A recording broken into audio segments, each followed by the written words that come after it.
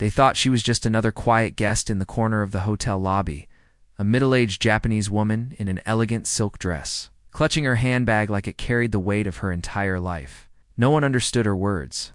No one even tried. Sta passed her by, guests glanced and turned away. But then, a maid, a young black woman in a plain gray uniform, stepped forward. She said something in perfect Japanese, and the woman's eyes lit up with tears. What happened next would change everyone's understanding of who this guest truly was and why she had come. It was a chilly Tuesday morning at the Grand Marlowe Hotel, an establishment known for luxury and discretion. The front desk staff were used to all kinds of guests, diplomats, celebrities, and the occasional demanding business mogul. Angela Davis, a 27-year-old maid, had been working there for just under a year. Her mornings were predictable: wipe the tables, serve coffee, polish the cutlery, and smile politely at guests who barely noticed her name tag. She didn't mind. Quiet work meant less trouble. But that morning was different. Around 9:15 a.m., a Japanese woman walked in. Mid-50s, dressed immaculately, but with a worried crease between her brows. She approached the reception desk and began speaking, softly, in rapid Japanese. The receptionist, Matthew, froze. I'm sorry, ma'am. I don't. He glanced helplessly at his colleague. They tried Google Translate on a phone, but it garbled her words into nonsense. The woman grew visibly anxious. She clutched a small leather folder tighter, gesturing toward the hotel elevator, pointing. Outside, speaking faster. No one understood. Guests waiting in line began to sigh impatiently. From her spot in the lobby cafe, Angela noticed. She had a half-empty tray of cappuccinos, but her focus shifted entirely to the distressed guest.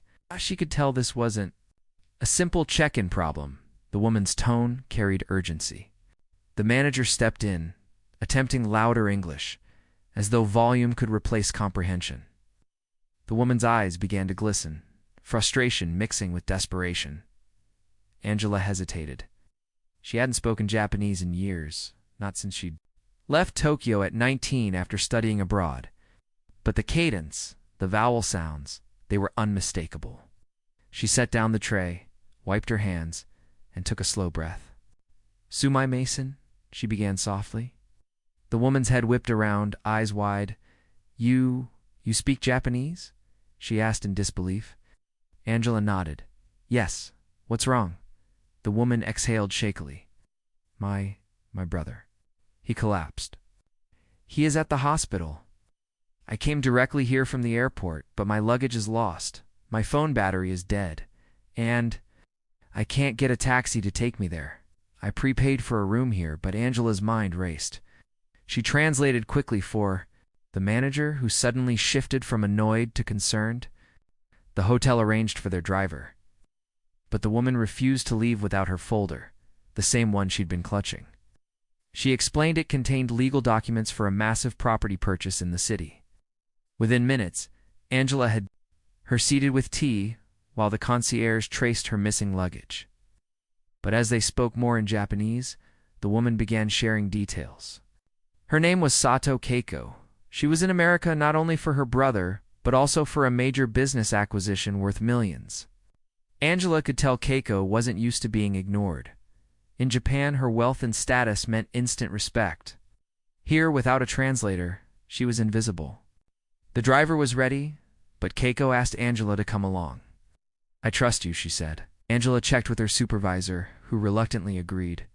At the hospital, Angela stayed by Keiko's side, helping her navigate paperwork, explaining the doctor's words, and even calling her contacts in Japan for updates.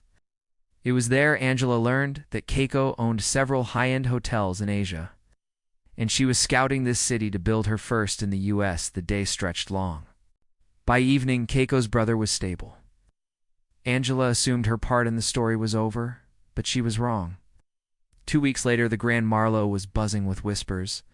A Japanese billionaire was staying in the penthouse suite holding meetings with city officials. Rumor had it she was buying a historic property downtown. Angela didn't pay much attention until she was summoned to the suite. Inside, Keiko was waiting. She stood at the window, overlooking the skyline, a faint smile on her lips. Angela, she said in Japanese, I've been meeting with investors. Most of them treat me like a number.